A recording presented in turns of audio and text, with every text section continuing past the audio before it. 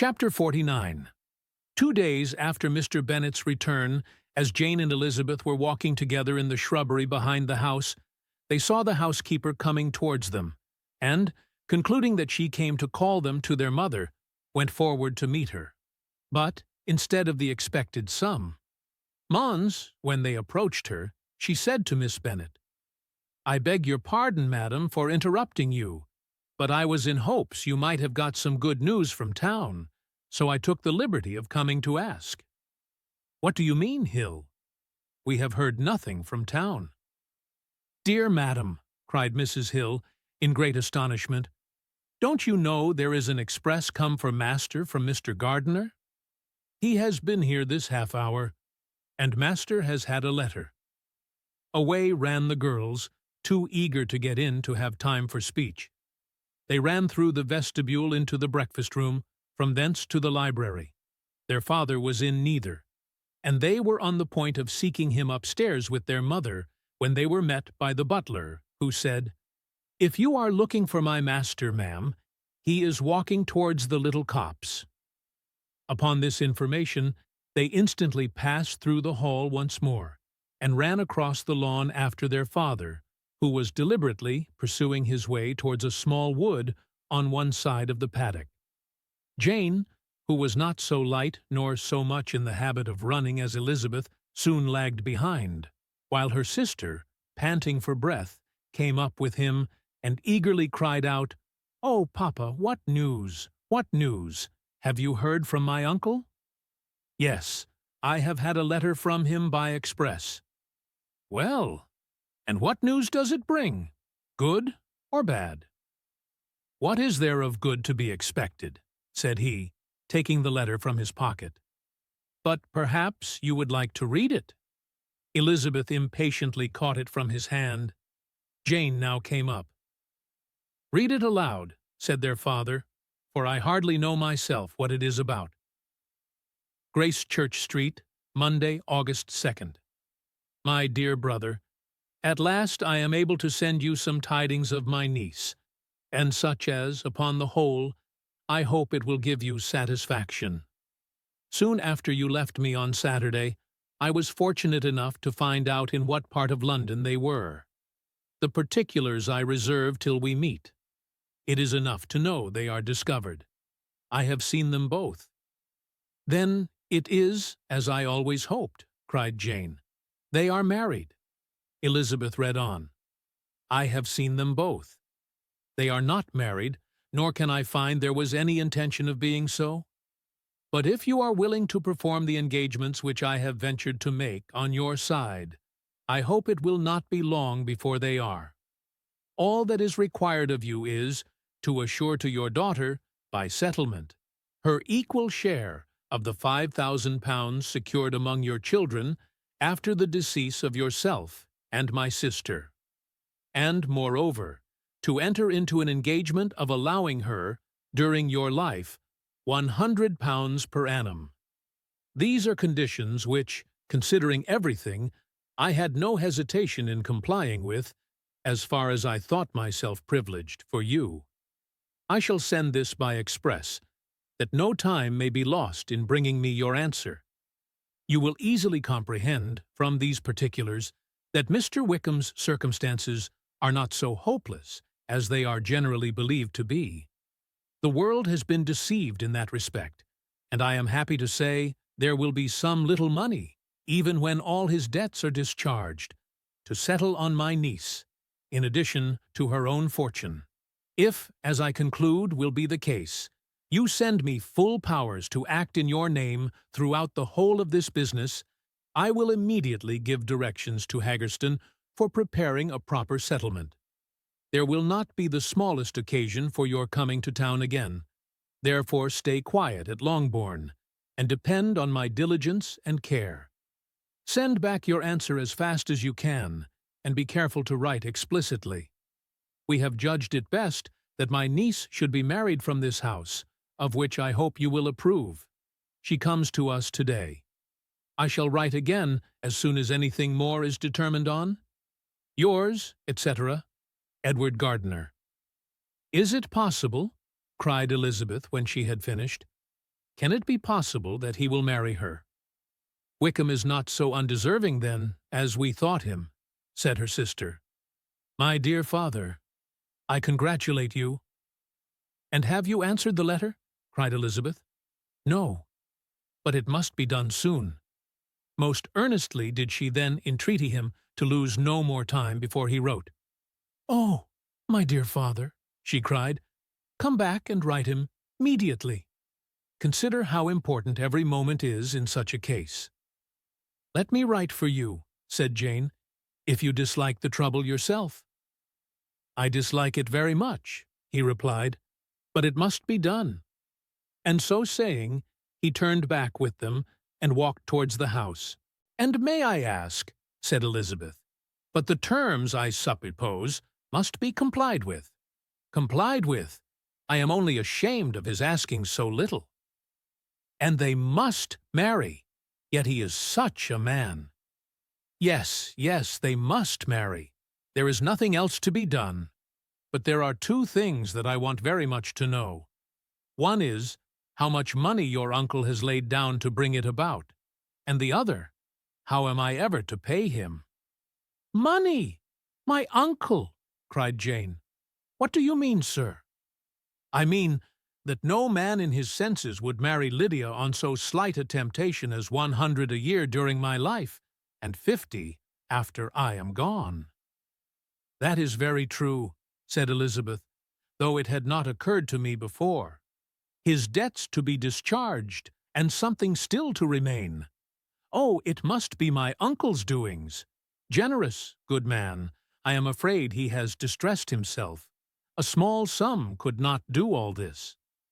No, said her father, Wickham's a fool, if he takes her with a farthing less than 10,000 pounds.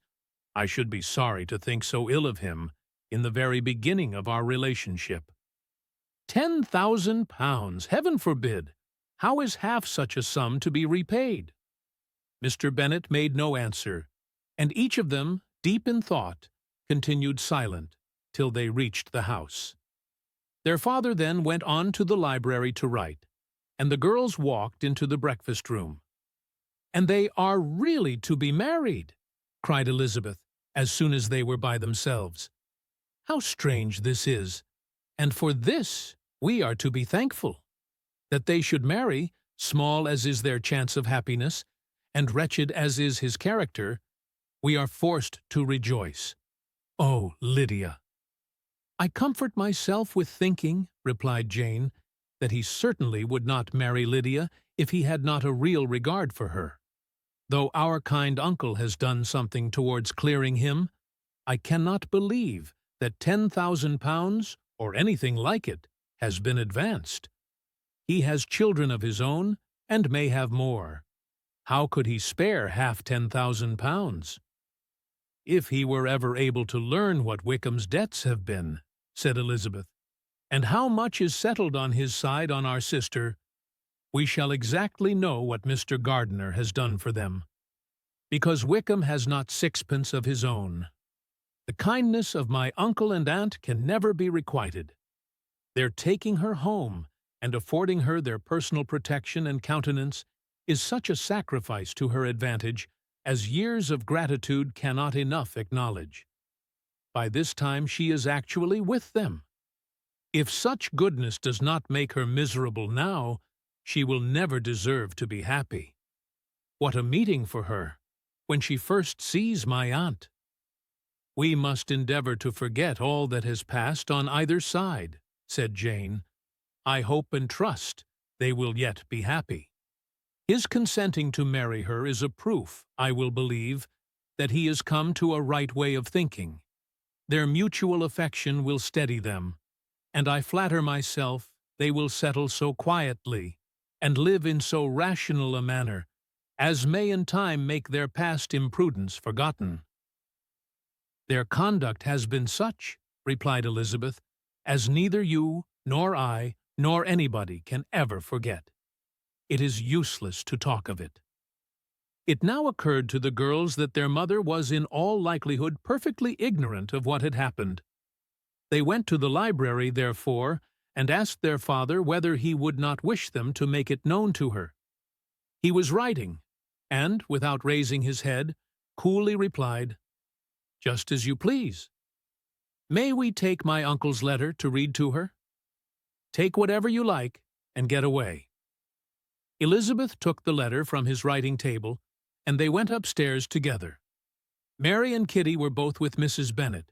One communication would, therefore, do for all. After a slight preparation for good news, the letter was read aloud. Mrs. Bennet could hardly contain herself. As soon as Jane had read Mr. Gardiner's hope of Lydia's being soon married, her joy burst forth, and every following sentence added to its exuberance. She was now in an irritation as violent from delight as she had ever been fidgety from alarm and vexation. To know that her daughter would be married was enough. She was disturbed by no fear for her felicity, nor humbled by any remembrance of her misconduct. "My dear, dear Lydia," she cried, "this is delightful indeed. She will be married. I shall see her again. She will be married at 16. My good, kind brother. I knew how it would be. I knew he would manage everything. How I long to see her, and to see dear Wickham too. But the clothes, the wedding clothes. I will write to my sister Gardiner about them directly. Lizzie, my dear, run down to your father, and ask him how much he will give her. Stay, stay, I will go myself. Ring the bell, Kitty, for Hill. I will put on my things in a moment. My dear, dear Lydia, how merry we shall be together when we meet." Her eldest daughter endeavored to give some relief to the violence of these transports by leading her thoughts to the obligations which Mr. Gardiner's behavior laid them all under. "For we must attribute this happy conclusion," she added, "in a great measure to his kindness. We are persuaded that he has pledged himself to assist Mr. Wickham with money." "Well," cried her mother, "it is all very right. Who should do it but her own uncle? If he had not had a family of his own, I and my children must have had all his money, you know. And it is the first time we have ever had anything from him, except a few presents. Well, I am so happy. In a short time I shall have a daughter married. Mrs. Wickham. How well it sounds! And she was only 16 last June. My dear Jane, I am in such a flutter that I am sure I can't write, so I will dictate, and you write for me. We will settle with your father about the money afterwards, but the things should be ordered immediately." She was then proceeding to all the particulars of calico, muslin, and cambric, and would shortly have dictated some very plentiful orders, had not Jane, though with some difficulty, persuaded her to wait till her father was at leisure to be consulted. One day's delay, she observed, would be of small importance, and her mother was too happy to be quite so obstinate as usual.